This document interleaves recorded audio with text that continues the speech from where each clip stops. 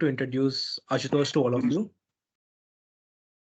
Ashutosh is an undergraduate from NIT Jalandhar. He worked as a technical writer at Push Protocol Polygon Labs, where his articles reached more than 300K plus impressions. Currently, he is a developer relations engineer at Avalanche. His blockchain journey is interesting in itself, and let's hear from him more about his journey. And further, we would proceed with the AMA, and later Ashutosh would be presenting us about Avalanche subnets and what are the intricacies of Avalanche that make Avalanche the offer the performance it is offering despite having EVM and many other things. And if you guys have any questions, put them in the chat and we would be answering them. Hey Ashutosh. Hello Manoj, thank you for the nice quick introduction. So I think like you summed up everything else, but I'll just like present it from my side. So I'm an IC undergraduate from NIT Jalandhar, and I passed out in 2022. And then after that, I started working at Push Protocol in the last semester of my college. After that, I worked at Polygon Labs as a senior technical writer, writing for the ZK EVM and Miden documentations, mostly focused on zero knowledge things. And recently, last year, I joined Ava Labs as a developer relations engineer. And if anybody is interested in like knowing more about what I did before or like how the whole journey was, they can like refer to this website. I just summed up the whole, you can say, bio. So just for that. And yeah, I actually like wanted to organize a session with you guys, all the like IT folks and anybody who's interested in learning more about Avalanche blockchain. So that because when I started into Avalanche, it was actually kind of, you can say, like I would call it an exponential curve kind of learning journey for me. So I had to like learn a lot of things.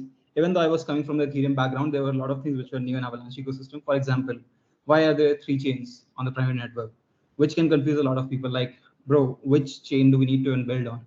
And that confusion can be easily solved if you just take a look at the documentation. Like if you just read one page, that's enough. But a lot of people are not aware about this, and that's why we wanted to conduct a session which basically takes you through the basics of every tooling and every layer that we innovated on at Ava Labs for promoting the Avalanche blockchain. And after that, probably we'll conduct an offline session at IIT Delhi, probably in March 1st or 2nd week during FinTech Festival India. So that would be more focused on, you can say, tooling side and what you can experiment with, kind of, you can say, grant related ideas on what you can build and what could be like beneficial for the ecosystem. So that kind of workshop we'll do later on. So yeah, like if you guys have any questions for now, I can like take a quick AMA. Otherwise, we can later on start into the introduction to Avalanche and everything. Guys, if you have any questions, you can raise your hand. If not, let's proceed with AMA.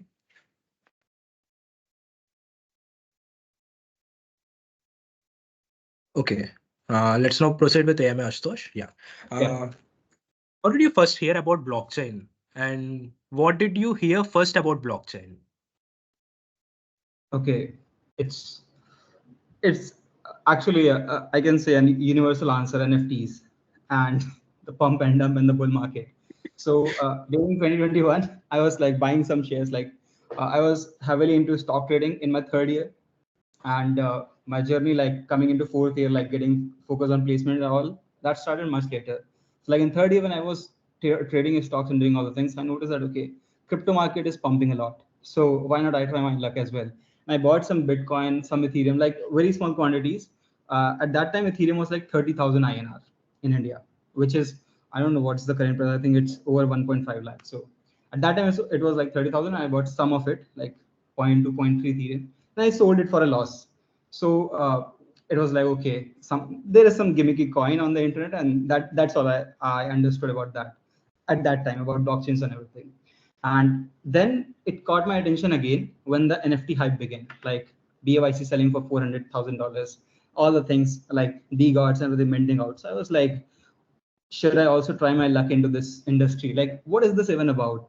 So there was one friend, and he previously like he was building a GameFi startup. So he raised $1 million on Solana blockchain, and I got in touch with him. He was like a CS grad from my same college, same batch. So I got in touch with him, and I was like, man, I also want to get into blockchains. So what do you think? Like, is there a good future here? And पैसा मिलेगा कि नहीं मिलेगा? I think सबका यही question होता है, पैसा बना पाएंगे कि नहीं. So मेरा भी वही उससे एक क्वेश्चन था, and we were just like sitting 31st December 2021, the New Year Eve. We were just at my college, and वहाँ पे वो लोग भी आए हुए थे ट्रिप से. So I just talked to them and I asked them that if like is there any opportunities and how much money can I make and all the things and what is like the technology everything looks like. So he was like, yeah, bro, like you can make money, but if you like understand the technology, its ethos and everything, then it will make it will make you absorbing the whole ecosystem a lot easier. It will make you like learn things better. You can understand things from a different perspective, and that can make you last longer in this industry. So from that time, like I didn't give it a heat because I already had an SD internship at uh, I think it was business focused company, I think in Cedo. So I started that, and on the first day of my internship, so the guy made me sit from like 10 a.m. to 7 p.m. just for 1 hour break between the lunch, and they were just explaining me about okay, how do we like how our leave system works, how attendance policy works, and all the things. And I was like, I don't want to know all that shit. You can just tell me what you are going to like make me build, and if you are going to make me contribute to a project, just tell me that. Otherwise, let's just move on. So that was very frustrating, and I got into a call with Harsh the same night. And I was like, bro, I want to switch industries right now. So that was like the time, and he got on a call with me next day, like for same day, and then another next day just for like solving queries, and it was like a 1 hour long call. And he was like explaining all the things that okay, this is your financial status, this is the current job that you have, so this is the risk that you can take. And it was a really like well prepared risk analysis that he did. So I was like, okay, I need to start with the current skill sets that I have, and I need to start right now. Because if I like keep waiting that okay, I should first learn Solidity, then I should learn how to full stack Web3 development, and then I should apply for jobs, it's going to be very late for me. मतलब pass out हो जाऊंगा फिर तो क्या ही. Like a lot of my friends, they have started working at Amazon, Goldman Sachs, and all those companies, and they never look back.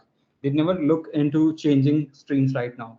So I think at that time I was a bit privileged to do it, and it was also like a risk reward kind of trade. So I took the risk. I was like, I should go in all in into this one. Otherwise कुछ नहीं तो Amazon में SD internship कर लेंगे 6 महीने बाद. नहीं कुछ ना कुछ तो देख ही लेंगे DSA वगैरह पढ़ के. So for the next 3 months, I prepared like we participated in a hackathon which was hosted by IIT Hyderabad, Encode 2022 challenge. So I participated with one of my college friends, Rishita, and we won the challenge. So they were offering some incubation, all the supports, and the money was very less. So she already had a job, a well-paying job at Goldman. So we are like we are not going to take this, and I was just cold emailing other founders in the ecosystem that if I can get a job there. And luckily, I landed into the mail folder of Richa from Push Protocol. So she gave me the first chance, and I had like 2 calls with their team, Richa and Rajat. And after that, I started working at EPNS. Back then it was EPNS, now it's Push Protocol. So I started working there as a technical writer and developer advocate. And like it was a good journey, but like after 4 or 5 months, we realized that okay, there is not like a lot of B2B, like not a lot of developer traction, and it's more focused on B2B projects. So my role was like, okay, I need to like make sure that I find something new. So at the same time, started looking for new jobs. Got in touch with Polygon's recruiter. He sent me a application link that okay, why don't you apply on this link and you will be a suitable fit. I just applied there and got selected with after 3 4 rounds. So I think I enjoyed working a lot at Polygon Labs, especially with my team. Everyone was globally remote, so there is a lot of freedom in all the crypto companies, especially, which I like the most about it. Then there is a shared vision of a better future of the whole internet industry. So today, when I work at companies like Ava Labs, Polygon, Ethereum Foundation, and Solana, I see that okay, I'm I'm in this position that I'm currently working as, let's say, back in Google in 2002. I find myself working similar to like that counterpart. That okay, this is something that can get big in the next 10 or 20 years, and I need to be at the cusp of this technology revolution. So this is like my whole journey, and yeah. So, Uh, you even answered my second question, when and why did you start your blockchain journey? Now let's move to the third question. yeah. How is your progression while learning? Like you started by writing smart contracts or reading white papers or understanding DeFi, or else everything combined all at a time.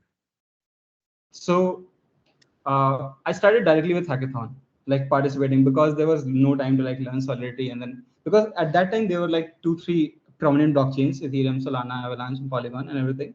I was confused, which one to start building on. So I was like, okay. I can't decide because Solana has Rust, Ethereum has Solidity, then Near has some other JavaScript SDK stuff.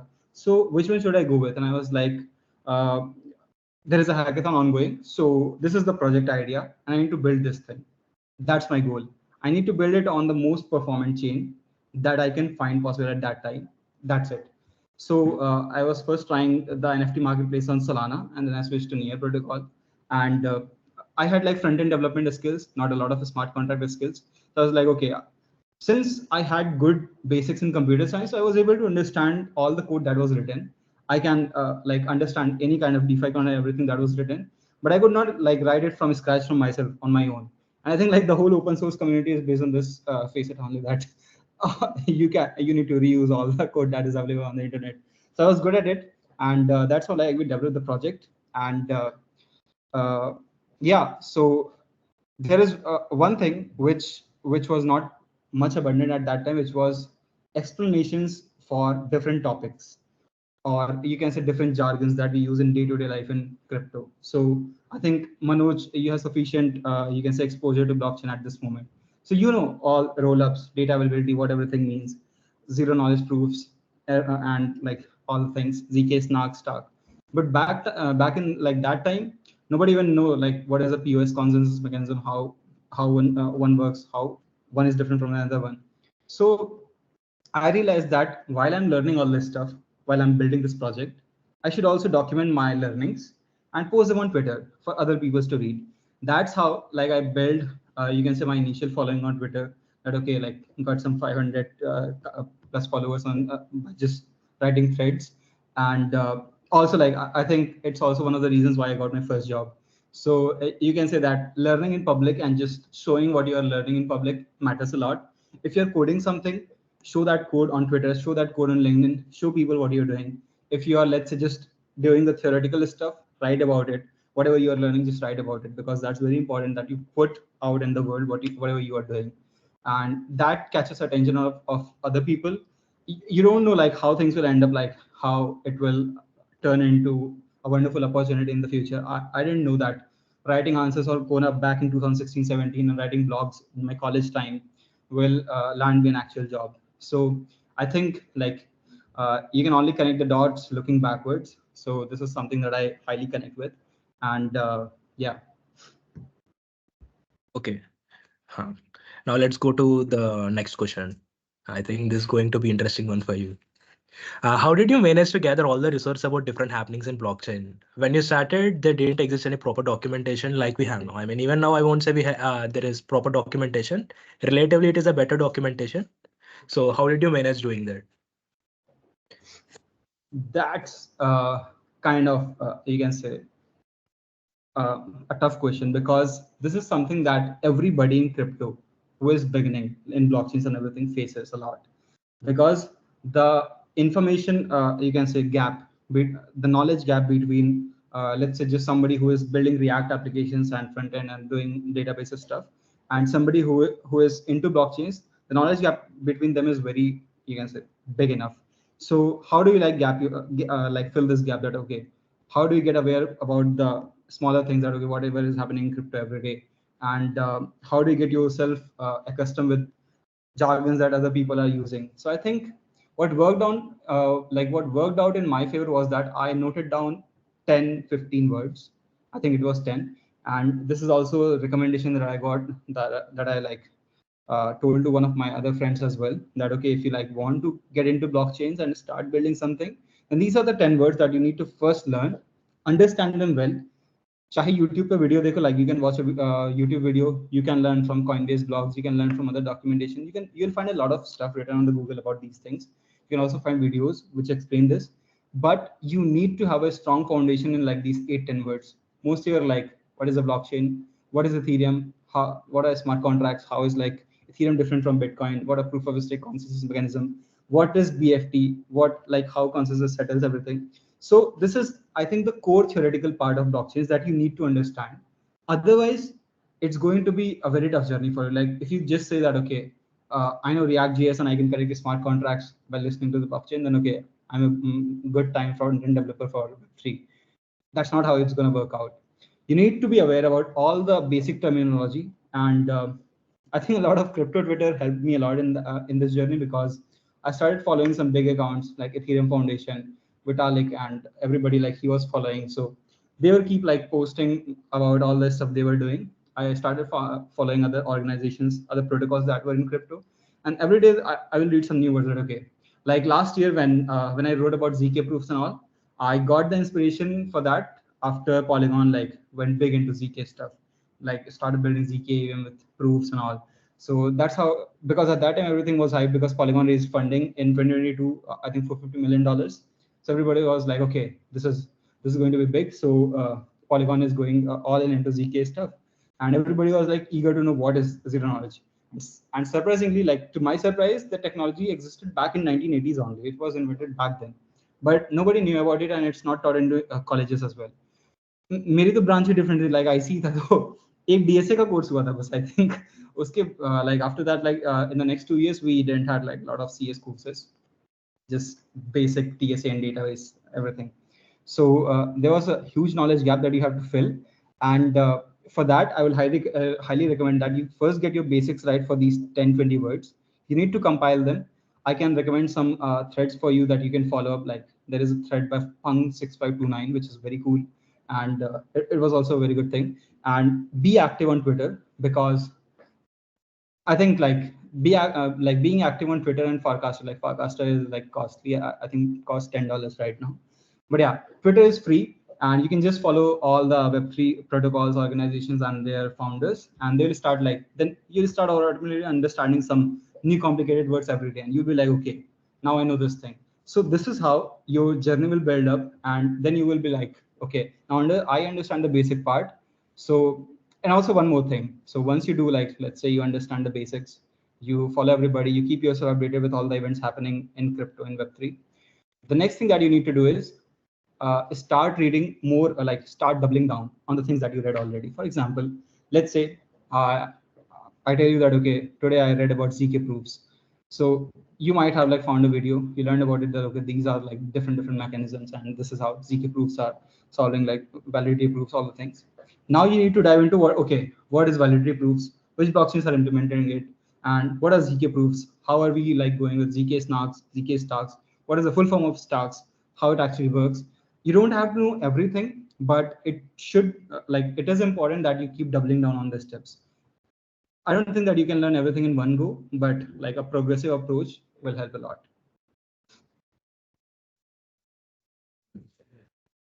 Nice answer for that. And even following crypto Twitter is much more important. I agree with you on that point. Yeah. I mean, it's fun to follow, and it's also interesting, and it gives us a lot of things to learn. I mean, Monolithic. Yeah. last year was very mad, to be honest. Like last year when I started, because in May 2022 there was the Terra crash happening. I don't know if a lot of you people were there at that time in blockchains, but when Terra happened, everybody was like, every day there was some new consequence of the domino effect. Like some new protocol is going bankrupt, 3AC, this capital, this fund, this DeFi exchange, they're getting bankrupt. Every day somebody new is getting hacked. Somebody is reporting that our founder is dead. A lot of crazy things happen in this industry. Like there was one NFT founder, right? And they raised like $2 million. This happened in Solana. After raising the money, the like after 1 week or two, they're one of the co-founders, like moderators of the channel. He comes on Discord and says that our founder was eaten by a crocodile. So I love this industry, to be honest, like, because of all these shitty reasons.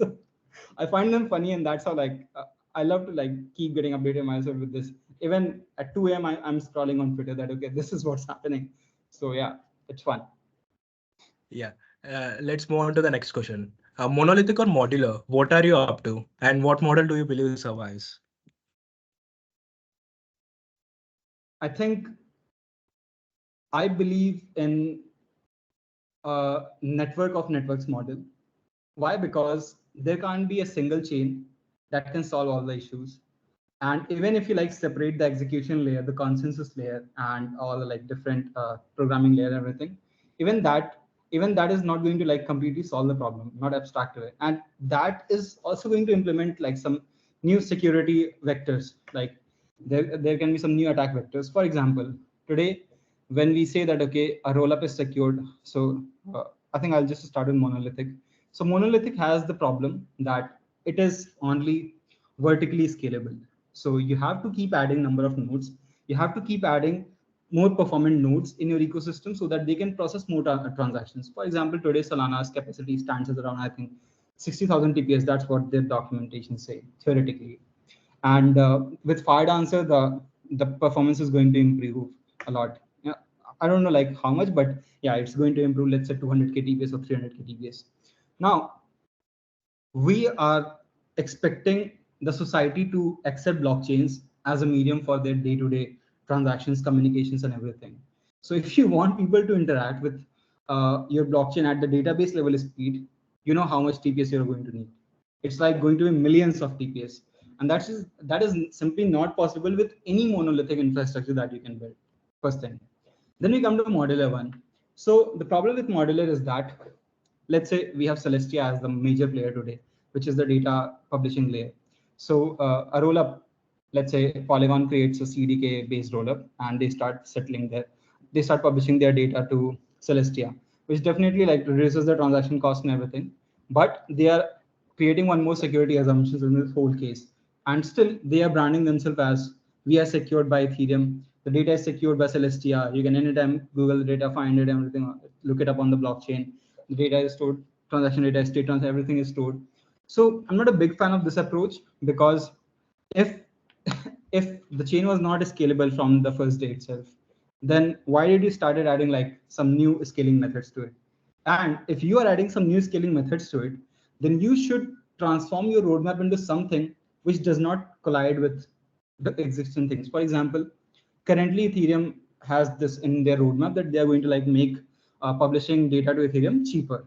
Like I don't think what's the EIP for that. I lost touch, so I think it's EIP 4844. I'm not sure, but yeah. So they also have this plan that okay, we will make data posting cheaper on Ethereum, and then you have Celeste, which is also doing the same thing. And then there is a lot of new terminology which is getting you can say invented every day in the modular ecosystem. That okay, this is DSPL, this one a tolerance layer, this considered transaction like this one. So I get confused, and even though I have written documentations for major Polygon protocols like ZK, which is a proper ZK rollup, and Maiden as well, which is also a very cool execution machine, currently still in development. I think Ethereum had problems in its base layer, which they are taking very long to fix. Like still, they have a roadmap of 10 years planned. Okay, this is how everything is going to look like. And other teams who are like just want to capitalize on those problems right now, either they are going to not exist in the next 10 years. Even if they do, then there is a huge probability that they will probably compete with Ethereum directly. So I am not a believer of this ecosystem. And then I realized that, okay, so I had the offer from Polygon as well that, okay, you can stay here as a developer engineer.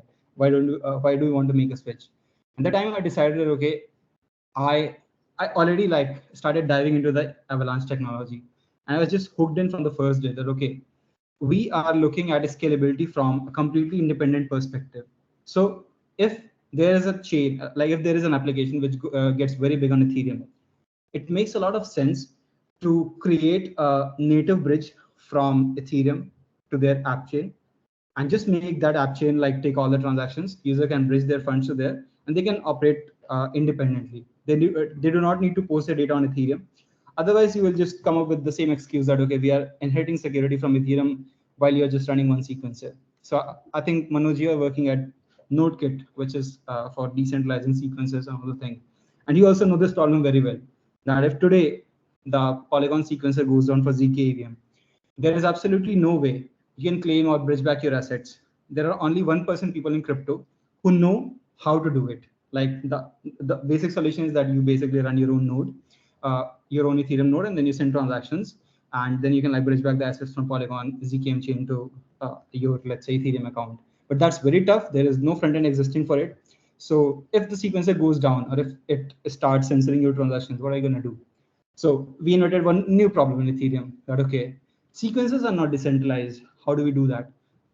Two new solutions come out of it, and a lot of other things are happening, like blast L2 points. at this point of time, like after leaving the ecosystem for like more than 6 months, even though I keep up with all the developments, it's hard for me to understand what every new protocol is doing. And this complicates the whole process, like the whole development process, the whole developer onboarding process, because we need to make it simple. Yeah, people imagine that, okay, blockchains are immutable databases and they can fetch data from that is like from the blockchain anytime. It's immutable, it exists there forever. That's it. That's all they need to know. But okay, if you want, if you post some transaction data, let's say on Avalanche blockchain, you can fetch it at any point of time in the future and it won't be like changed by any means. That's all they need to know. And then they need to have some performance chain on which they can start building their applications. They need not figure out what is the infrastructure. They need not figure out like, अच्छा ठीक है, इधर से bridge setup कर लिया तो उधर वाला काम कैसे करेंगे, उस पे कॉन्ट्रैक्ट डिप्लॉय किया, इस पे कैसे एक्सेस करेंगे. So when I read about Avalanche and everything, I realized that, okay, we are from day one building a network of networks. We do not focus that C chain should be the only chain that exists. We do not focus that C chain should be the only chain for all the businesses. We don't do that here. And one more reason of why everybody is going to like need sovereign independent L1 chains is that if you want traditional finance applications, if you want like TradFi, if you want JP Morgan Chase, if you want Citibank, etc., to experiment, if you want them to build the payment rails on your blockchain solution, they want privacy, they want KYC, they want compliance, they want everything customizable at their will. The only like two implementations currently possible in the whole, like you can say, Web3 ecosystem are one Avalanche, second Cosmos. Cosmos has a problem with Hub, but like I will not dive deeper into that. But yeah, Polkadot, if somebody is thinking about Polkadot, so Polkadot actually has a limitation for only 100 parachains. So basically you have to auction that, okay, my parachain is going to generate more fees and it's more valuable to the ecosystem, so I'll get the slot. So it's limited. And on Avalanche, you can create infinite number of subnets, totally independent. All will have like 4,500 TPS at the moment. Like this is what current theoretical TPS for each chain. But we are building Hyper SDK right now. I think Manoj is working a lot on that thing as well, which can enable 100K TPS plus. So on a network of networks with each blockchain that can scale over 100K TPS, that's what we are trying to build here. Blockchain sequencing blockchain. This is always fun to hear. I mean, what many people are doing these days. That's what decentralized sequences mean. That's what decentralized sequences mean. Yeah. And yeah, guys, do you have any questions to ask? You may put in the chat or raise your hand or else unmute yourself. Yeah, like anytime if you have a question, you can just put it in the chat. Otherwise, I can like just start because we are just a bit over time. So I'll just start diving into the introduction to Avalanche presentation, if you guys are okay with it. Can you raise your hands, like if you are okay with it? Okay. So I just select the vendor.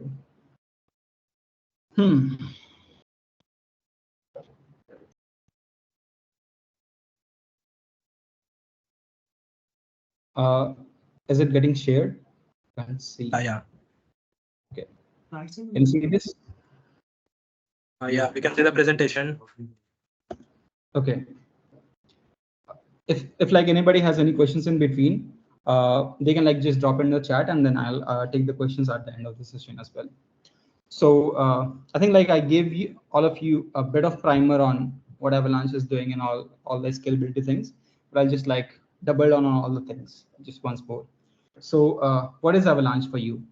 So Avalanche is an open source platform for launching decentralized applications and enterprise blockchain deployments in one interoperable, highly scalable system. When I say highly scalable, I say infinitely scalable, because there is no limit to how many number of blockchains that you can create on Avalanche, and every blockchain will theoretically have the TPS of 100K TPS in the future. So that's what we call infinitely scalable mechanism. So a network of networks, and it is the fastest smart contract platform in the blockchain industry as measured by time to finality. Some people say, what is time to finality? So I'll just give a quick dive here. So when you, let's say you are traveling on an airplane, a lot of people, a lot of you here have like already traveling on an airplane. So when you do the transactions there with their card machine, so there is no Wi-Fi there, there is no network there. So how does they process all the things? What they do is they store a chunk of a blob of your data that, okay, this is the like card data, this is the amount of transaction that we have to deduct and all the things, and your transaction agreement on that. Once they do, your transaction like looks processed there, but it's not finalized. So you can say that, okay, you sent your transactions to the air hostess via their card machine, card POS machine, and she says that, okay, now you can have the coffee, but still the money is not debited from your account. When that happens, so after landing, then you will get the notification that, okay, this much money was debited, and at the same time, those transactions are getting sent to the bank server, and then they happen. So this is a example of time to finality, and we believe that TPS is a very skewed metric because it depends a lot on the users of your blockchain, right? Like how many people are using it. So even though theoretically Solana or even though theoretically Avalanche subnets can support 4,500 TPS, you'll see that, okay, subnets are doing 1 or 2 TPS. Why is that? Because there are like a lot of users who are currently using the subnet. But if the situation arises that, okay, you got like 1 million subscribers to your subnet first day and a lot of people are booking through your subnet application, so how do you process that? That's totally fine, and we can manage that. So, and even at that time, the time to finality will still remain like under 1-2 seconds. So this is especially crucial for all the financial applications. Why? Because it is very evident from the problem statement itself that they want the transaction to be settled under 1 or 2 seconds at max, and we are like aiming for something at under 300 milliseconds sometime in the future. It's in the roadmap like for the next 1 or 2 years, but it should be implemented very soon. So the time to finality is a crucial factor for us, and all of the subnets that are running on blockchain, they settle transactions at lightning speed under 2 seconds. And I think like I already gave a primer on this thing. So finality is the speed at which transactions are confirmed and considered immutable. So similar to the airplane transaction that you did, once you land, you can't take your money back. But in case there is some problem with the POS machine, I mean, there is no direct way to cancel the transaction that you did. But if there could have been some method, then you could have like cheated the whole the whole airline. So for free coffee, that's really different thing from the current presentation, by the way. So once a transaction achieves finality, it cannot be reversed or modified. And in Nakamoto consensus protocol, which is used in Bitcoin and Ethereum, like Ethereum, I think started using the classical POS mechanism recently. So a block may be included in the chain, but then be removed and potentially wait an hour plus for transaction settlement. So the transaction settlement time or the finality time for Bitcoin is almost 1 hour. For Ethereum, it's 12 to 15 minutes. The number of so a fixed number of blocks need to be elapsed, like fixed number of blocks need to be added to the blockchain before we can consider that, okay, some block in the past time, past period of time, that is immutable. Otherwise, there can be some you can say fork happening on the chain. There can be some, you can say, reorg in the chain that can basically eliminate all these blocks, and then your transaction will again start from this one, and it will result in all the transactions after this block getting dropped. For example, something that happened with me last year. So it was the meme coin hype on Ethereum, and I bought some Pepe for like $100. It went to I think $1,500, and I was just trying to cash it out, and I was not able to do it. I paid 2,500 rupees in gas fees, one transaction on Uniswap. Second transaction, it's not going through. Swap is not happening. And after that, obviously, I 5,000 lose करने के बाद मेरे को लगा अब हो गया है काफी, तो मैंने बंद कर दिया, and I didn't like swap it. But my transactions were not getting included because of even after I was paying the maximum fees possible at that time. So these are the problems that can happen with when a lot of other there are a lot of other transactions which are not processed in the mempool, and because there is a limit to how many transactions that can be accepted in the block. So this is why we always like focus. We from beginning focused a lot on single block, 2 second, less than 2 second finality from the beginning at Avalanche. And behind that is our unique Avalanche consensus mechanism. So it like employs the fastest consensus of any layer one blockchain. Like you can have the Nakamoto consensus as the first generation of mechanisms. Then you have the classical consensus, which are like general proof of stake and everything. And then you have the Avalanche family of consensus mechanisms, which is like a generation above that. And if anybody like wants to understand more about Avalanche consensus mechanism, I can like share some links with you guys in the block chat only. So in less than 2 seconds, your transaction is efficient, effectively processed and verified. And yeah, so this is a kind of you can say graphical representation of how Bitcoin settles transactions. So it's Bitcoin is a single lane, you can say highway, which settles transaction in 60 minutes. So one vehicle that enters the highway here, it exits the highway after 60 minutes. On Ethereum, it can be multiple lane, like with all the new invention of rollups and all the things. So they can also submit their transactions. They can have multiple roads which are joining in this one block processing time. But if a vehicle enters from main chain Ethereum on this position, it will like finalize after 15 minutes. But on Avalanche, you can have it under 1 second. Usually like it's just 0.5 seconds. So that's it. Now, after understanding that the first offering that we made to the whole Web3 ecosystem was our snowman consensus algorithm, and there were a lot of like praise from Vitalik also on Reddit about this whole thing, that this is one of the best ways to settle transactions. We realized that okay, even if we have the fastest consensus mechanism, it is not possible for a single chain to handle all the different functionalities. So what we did was we invented three chains model, which is called the Avalanche primary network.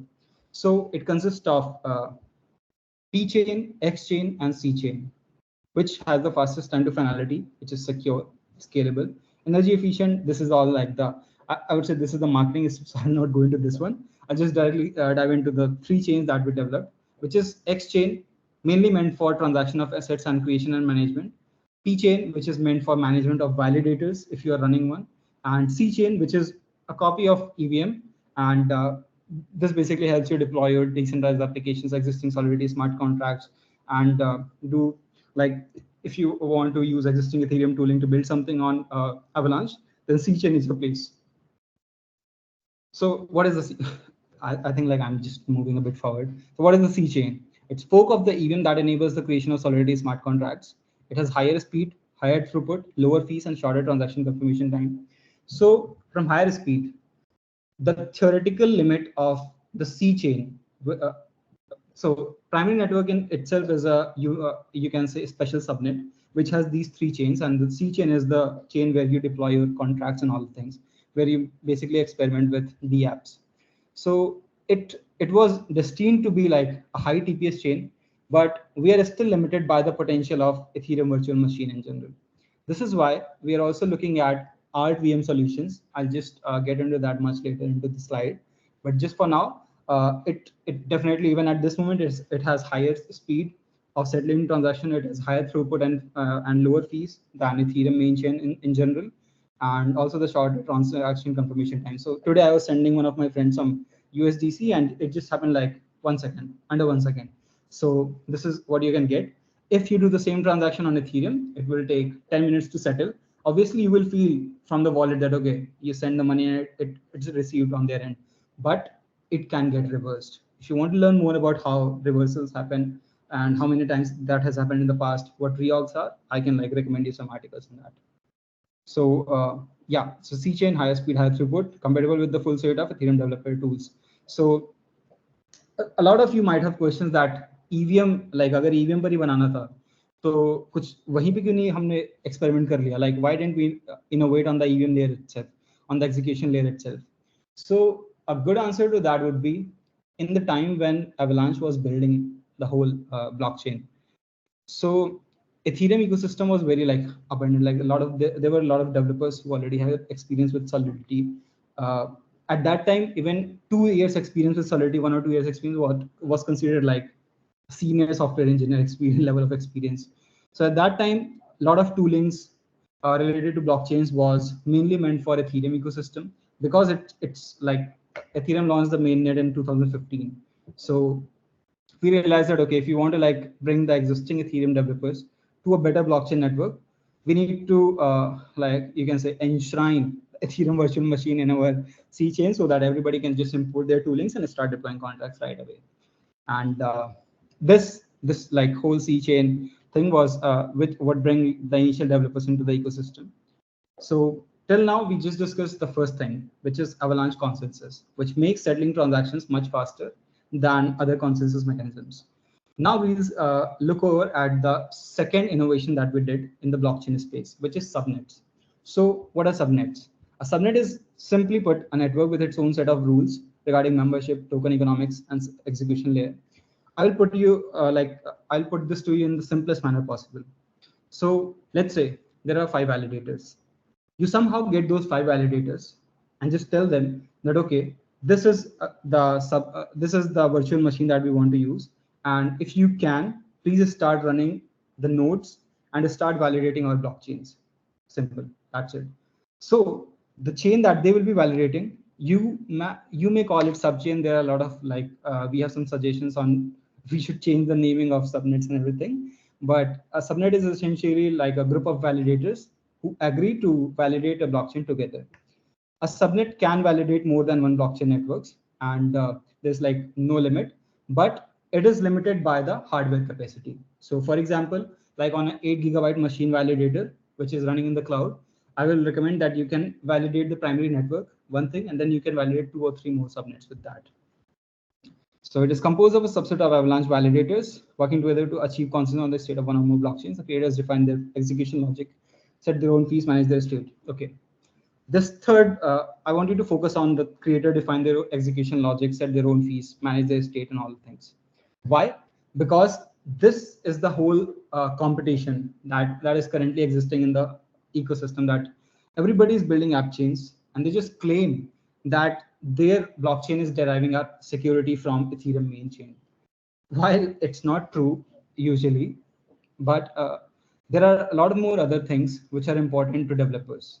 For example, for a company like JP Morgan Chase, if they can bring 1 or 2 billion of liquidity, if they can start running validators who have $1 or $2 billion of stake, right? And then they ask those subnet validators that, okay, we are giving you this much money. Now you need to like secure our blockchain, and they can do it because they have all the money at their disposal. Which chain would you consider more secure? An app chain that is running on top of Polygon ZK EVM, like their CDK, or something on ZK Sync or OP Stack, or something that is completely managed by the company itself, like JP Morgan itself.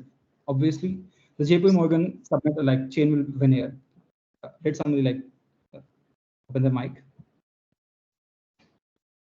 Okay, all right. If anybody like has any questions in between, please like just jot it down, and I'll answer everything in the end. So to derive economic security, it's not tough. If you have a big traditional bank coming to your blockchain, they can do all the economic security. They can sort it out on their own. What they need is they want to customize how their blockchain works, how their blockchain operates, and you as a blockchain solution provider should basically comply with whatever they want. So we like started out with the notion that we can't make every chain public. We can't make every chain like compatible with, let's say, the decentralization ethos standard. Everybody has their different needs. अगर आप government को आज जाके बोल दो that please share all the Aadhaar data of your let's say Indians with us, they're not going to do it. They're not going to bring a single Aadhaar on chain. Primary reason being that अगर public है तो हर कोई देख सकता है ना. Otherwise कुछ ना कुछ they will find some loophole to like check out all the information of existing Indian citizens. So what they will need, they will need something that they can completely keep, you can say, control in a controlled manner, something that is totally private. And currently a lot of this is the same reason why a lot of existing government organizations in India, they still use Hyperledger Fabric.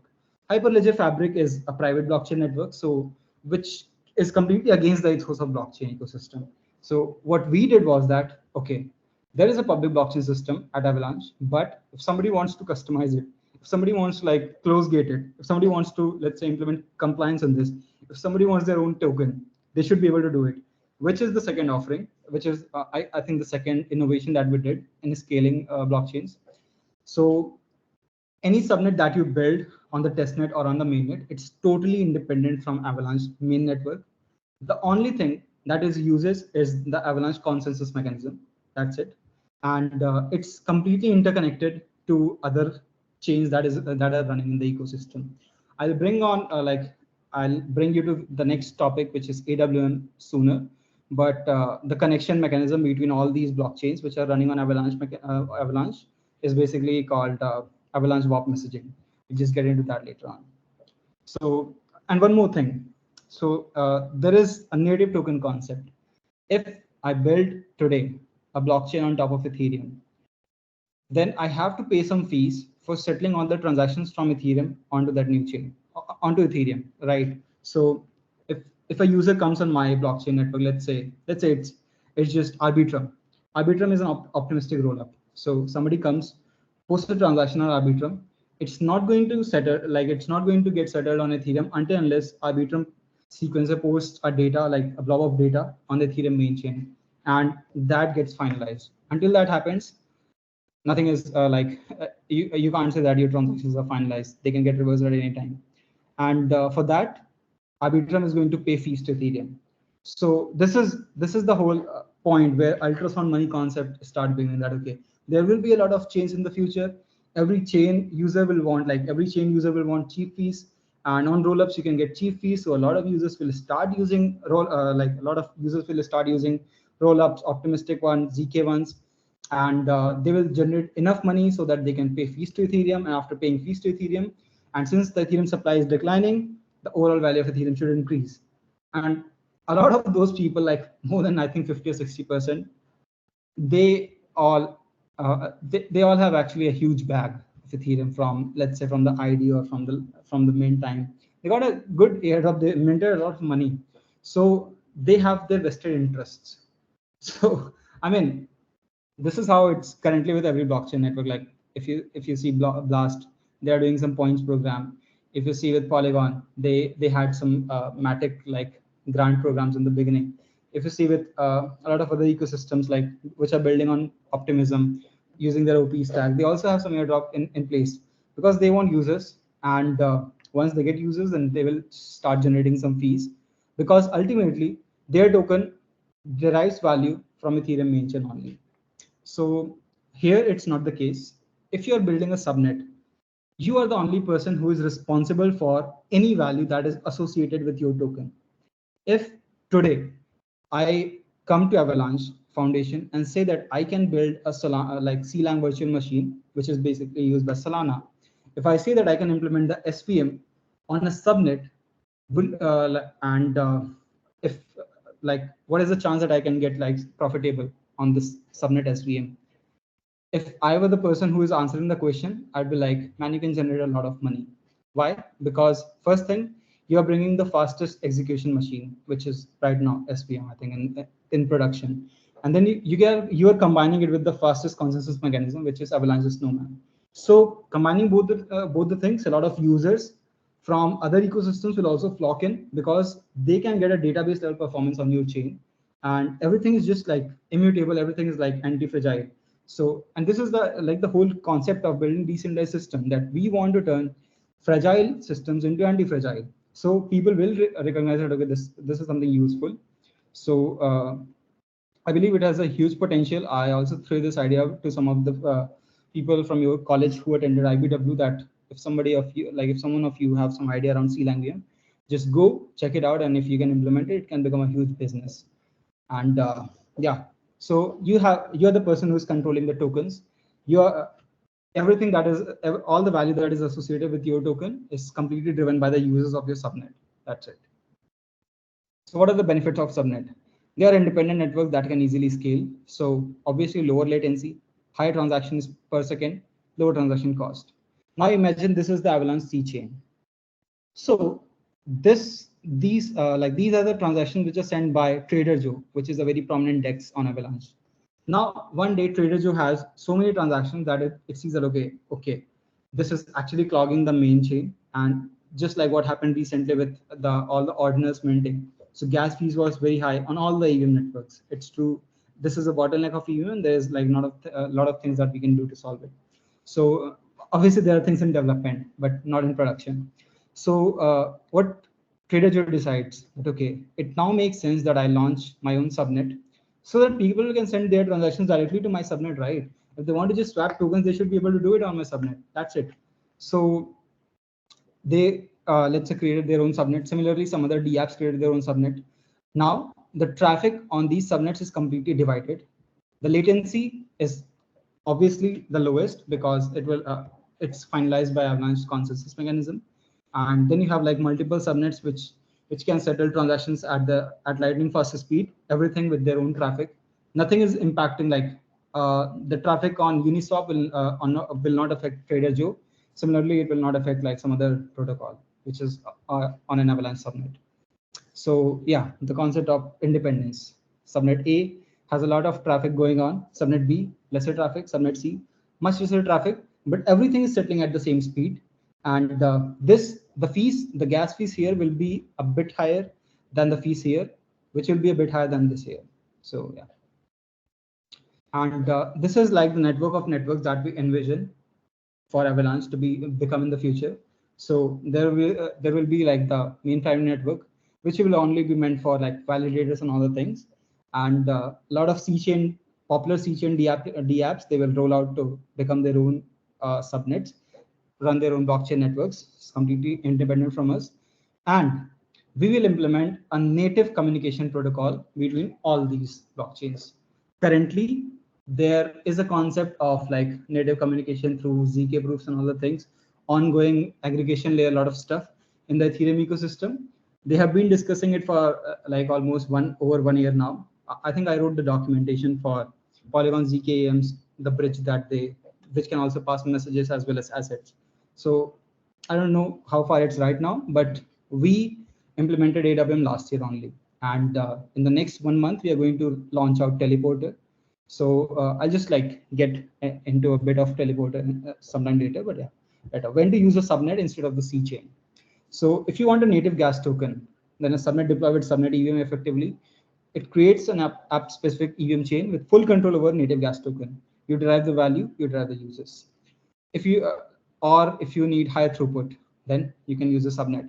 Or if you need strict user access control, what you can do is that some people are like, why would anybody need user access control on a public blockchain network?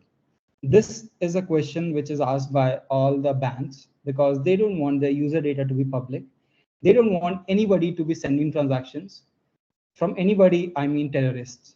Like this is how they put it. So they don't want anybody who has no KYC access to the blockchain to be able to send transactions. So we enabled you can say, allow transactions from these addresses kind of pre-compiles, which any subnet can enable in just one click. And then all the addresses that are added to that list, they will only be able to send transactions to the subnet. And similar things we are done for like deploying contracts as well. And yeah, or the fourth condition, if you need VM customization. So C-chain has the EVM, but now you decide that, okay, its EVM is a bit slow. It has some other legacy issues. So we now want to build on something which is a better execution layer than EVM. So what you will do is that you can customize the subnet to your flavor of virtual machine. This is the single most innovative thing that I believe, like after consensus, this is the single most innovative thing that you can launch any customized VM on a subnet.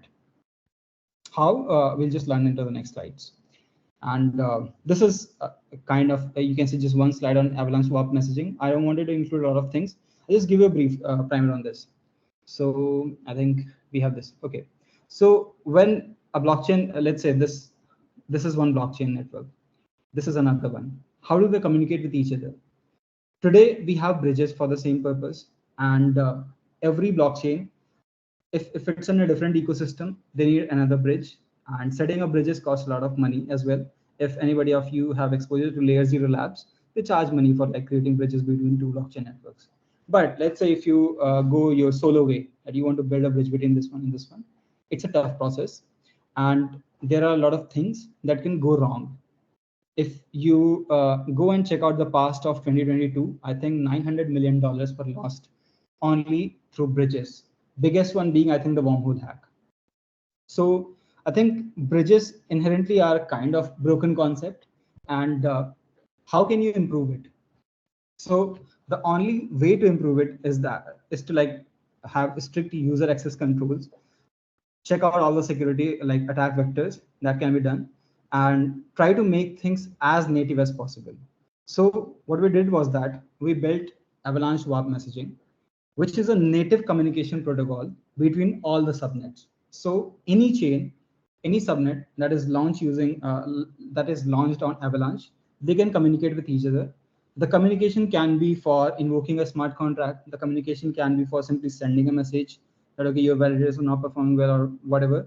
Or it can also be for transference of any asset from one chain to another. And you might not have heard about AWM before, but we realized like after like being 1 year in production, we realized that okay, AWM is a bit limited because the developer knowledge gap in AWM is huge. We need to fill it, and we need to build some wrapper around AWM, which simplifies the whole process of development. So soon enough, we are going to launch Teleporter. Teleporter is a very simple tooling that makes you like transfer your assets from one chain to another. It can also help you like invoke, create cross subnet D apps very easily. We are creating a course on that on Avalanche Academy. So if you like are interested, like if you have some previous Solidity or D app development exposure, and if you want to try it out, just let me know, and I'll just send you the course link, and you can start experiment with Teleporter. It's going to be a very huge offering from Eva Labs in the future because the possibilities are you can say infinite in this condition. Why? Let's say I build a meme coin today. Recently, we had Cock as a meme coin on Avalanche. Now, the Cock community has 40,000 members. So 40,000 users you have already. If you can take all those Cock members to a new chain and use Cock as the native token in the new subnet, chain, then you can potentially bootstrap a community of 40,000 people who will have much faster transaction speed because they are now abstracted from C chain, who will have, you can say, a lot of tailored applications for them. For example, somebody can launch a DEX only for Cock token users, like anybody who holds Cock token, they can transact using their tokens on this subnet and swap tokens, for example. Pepe is one of the examples which did a lot of things. So Pepe has a DEX and it also has a lot of liquidity, I think $340 million, all because of the meme coin token. So Shiba Inu is also experimenting with the whole thing that they started with a meme coin and now they are trying to build into a complete chain. I think they're building a roll up on Ethereum. Not sure, not completely sure about the details, but yeah. So this opens a lot of possibilities for anybody who wants to experiment and who wants instant access to the liquidity of C chain. Like C chain has billions of dollars asset logged. You can directly ask users to bridge their assets to your chain and then start sending transactions. So I'll share something soon with you guys so that you can experiment more with it. But yeah, and yeah, so in the last point that we discussed for subnets, there was a concept of subnet customization, which was related to virtual machines. So I told you that you can use any kind of virtual machine. Let's just dive into that on how and what you can do. So usually the layers of blockchain, for example, in the case of Ethereum, are smart contract layer, which is basically smart contracts that are written in Solidity. Then the execution layer, which is Ethereum virtual machine. Then the consensus layer, which is managed by Gasper. So in subnets, what you have is like on Avalanche, what you have is the smart contract layer. So you can write your smart contracts in Solidity, Viper, Rust, and other programming languages with Bosom VM. And then you have execution layer. So you can use EVM, like Ethereum virtual machine, which is by the default, by default the virtual machine for all the subnets at the moment. Then you can also implement your own CLang virtual machine, which is the SVM. Then you can also use token VM, which is I think home built virtual machine from Hyper SDK team. You can also like there are some new teams in the ecosystem who are building Move VM. So Movement Labs is building the Move VM, and you'll be able to deploy a subnet with Move VM. So you can like just launch your contracts from Sui and Aptos directly on a subnet, which is running on top of Avalanche. And the consensus mechanism for all these subnets and all these VMs will be Avalanche consensus. Is it difficult to deploy a subnet? Nope. Yeah, this is all the like I think step-by-step things, but I think you will take just 4 to 5 minutes max if you have all the tooling set up. Just take like 3 to 5 minutes to deploy a complete subnet on the testnet. So VM customization, VM configuration, change parameters of yeah. So if you are looking into customizing the virtual machine of a subnet, there are multiple things that you can do. The first thing that I explained, that build your completely customized VM. चाहे आप EVM बना लो, चाहे आप SVM बना लो, चाहे आप token VM पे कुछ बना लिया. मूव वीएम बना लिया, जैसे नई टीम बना रही है, आप बहुत कुछ बना सकते हो. बट अगर आपको कोई experience, if you don't have any experience with let's say coding and all, what is the simplest thing to do? So you can start configuring your virtual machine running on the subnet. So you'll just have to like change the Genesis configuration file, like block gas limit or a lot of things that you can change from the config file, and then just click on subnet start. So your subnet will be running on the testnet with a modified virtual machine because you change the config file. That is the first thing that you can do. Second thing comes when we do VM modification. So modification is like if you want to extend your virtual machine through some new plugins, some new precompiles. So you can do a lot of experimenting here, especially on subnet EVM, because we see a lot of teams who want to launch their own precompiles. And if you, let's say if you today want to launch a EVM chain, like if you want to launch some new precompile on the Ethereum, you can't use it. Why? Because there is a long route for that. You have to first post an EIP that, okay, this precompile makes sense to include in the Ethereum main chain. Then there will be multiple approvals and a lot of things that will go back and forth between the team Ethereum Foundation. After 1 or 2 years, you will get your precompile ready. But if you want to do it today, you can just go start a subnet EVM and then just follow the customizing the EVM course from Academy and create your own precompile. Second best thing is you can also create your stateful precompiles, which is you can say level plus plus of existing normal precompiles. If you want like some tutorials or some guidance on that or how you can do it, I'll be like happy to share some information with you. And third, which is like the most difficult stage, which is creation of a virtual machine. So this is like, this requires significant experience with coding. And if you want to like create a completely new virtual machine, we developed the SDK so that you don't have to like do the all the hard lifting part, like writing the whole code from scratch. You don't have to do that.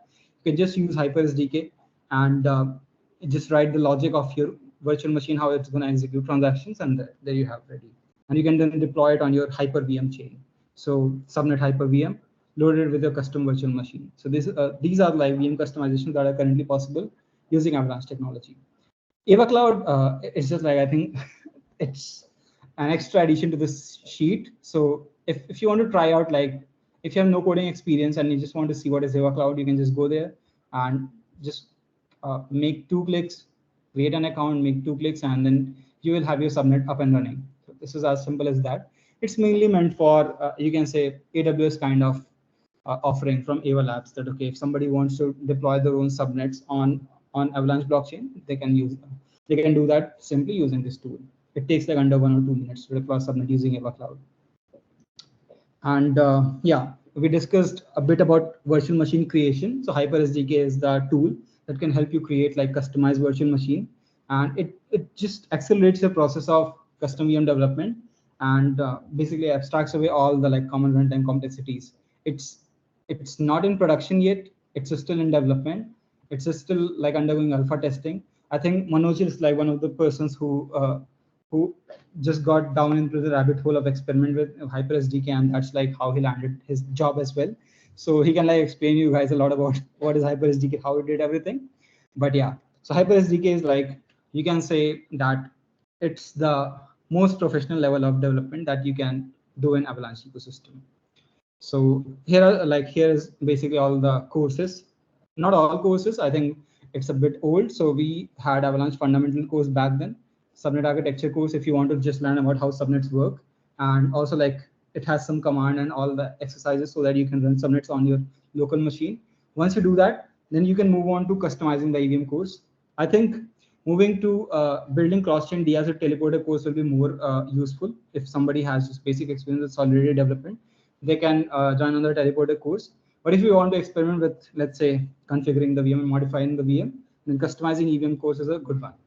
And here are like just the links and all to Avalanche Academy, Telegram, and Discord. So if anybody of you wants to scan it, you can do it right now. Otherwise, I'll just share the links with you as well.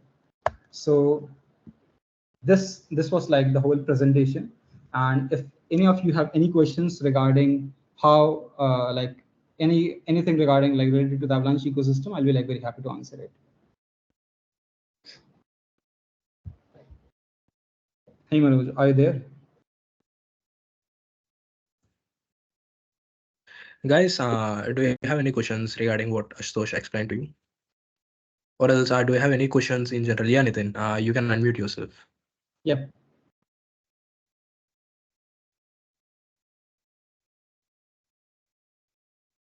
You are on mute, Nitin.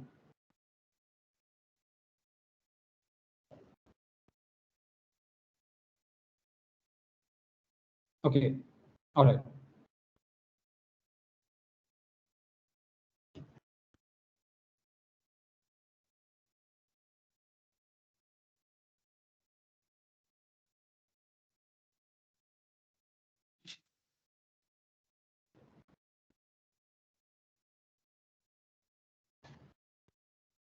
Okay.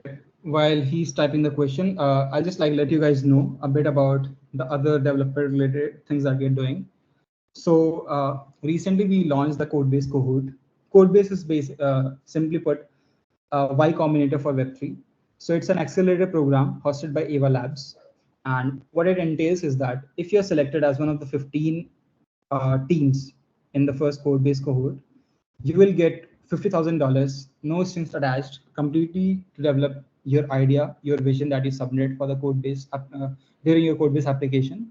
And you will get mentorship, development related queries, like white glove services from members in Avalanche ecosystem. A lot of like the founder of Layer Zero Labs, the founder of Trader Joe, everybody will be mentoring you on how you can build that idea into an actual startup and probably build a product in Web3. So this is a very good opportunity, which I think is very, you can say, I think like for colleges like IITs and all the top tier institutes of India, it makes there's like it makes sense for their students to apply for Codebase. Why? Because if you have that entrepreneurial spirit in yourself, and if you want to like build something, build a startup straight out of your college, it can be a really big deal. And I'm pretty sure that if any student across whole India, if they won the Codebase cohort, if they get accepted, it will like make a very big news across the nation. So I want like a lot of people to just, if you don't need to like have a working product to apply for Codebase. If you have one, that's really cool. But if you don't have one, and if you just have sufficient proof of work and have an idea, a good idea to implement, that can be beneficial for the Avalanche ecosystem.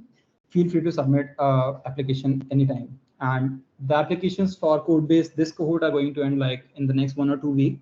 But we'll be accepting like the Codebase cohort 2. We'll be announcing it later, I think in July or August. So this is kind of a good time for you to prepare for some new idea and start experimenting with the Avalanche blockchain. If you come across something new, just ping me in the DMs, and I'm like happy to jump on a call with you and explain if this makes sense or not and how you should build it, and any queries. Happy to answer it. Okay, you're talking about Hyperledger blockchain. Can you explain more? So Hyperledger is actually a private blockchain network. It it's mainly used by government entities. Like I think recently we are in talks with some of the government organizations, and this question always comes up that how we can compete with Hyperledger. So the simple notion that we put uh, in front of those organizations is that if you want to make your subnet completely private, you can do it. The only you can say caveat today is that for a subnet to run with their validators, all the subnet validators also have to, you can say, validate the primary chain or the primary network. So this is like kind of a bottleneck for some of the teams, which we are solving with ACP 13, I believe. So this will also be resolved in the future. But Hyperledger is in general a private blockchain network. I can like share some documentation for them.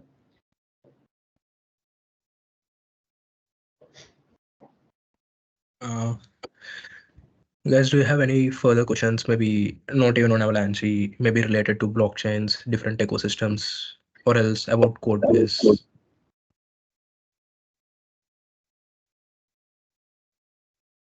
I think Feel like free to ask. yeah, like I think we can take the questions in the chat as well. Like if anybody has questions, they can Yeah. like just me in the message, Hmm. and my number is also available to you guys in the group chat. So like feel free to DM anytime. And who is put on hold by the way? Who's the guy?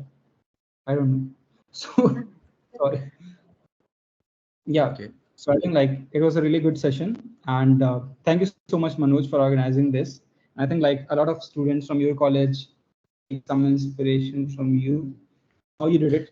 I think like when I come to college, we'll probably chat about your journey as well, not just Okay, mine. okay. So, yeah, Mine looking is a very forward. interesting one. I know, right? So, yeah, looking forward to like meet all of you soon at your Hmm. campus as well. And yeah, thank you Yeah. so much for joining today. Guys, Ashutosh is also in Macaw group chat, so I'll tag him there. If you have any questions, feel free to ask him. He would be uh, always available to answer any of your queries, and I know him, and he does All answer right. every time. That's our job. So, do you have any questions? I'm asking for the last time before ending. If you guys don't have like any more questions, then we can like end the session. Okay, I Okay. guess those Yeah. questions. Thank you, Ashutosh. Thank you. Thank you for taking this session, and we are looking forward to host you in the campus. Thank you so much, man. And yeah, it was really excited to meet all of you. So looking forward to it. Yeah. Thank you. Bye, everyone. I'll be sharing the Yeah. recording with you. Okay. Okay. Okay. Yeah. Thank you so much. Bye bye. Bye bye.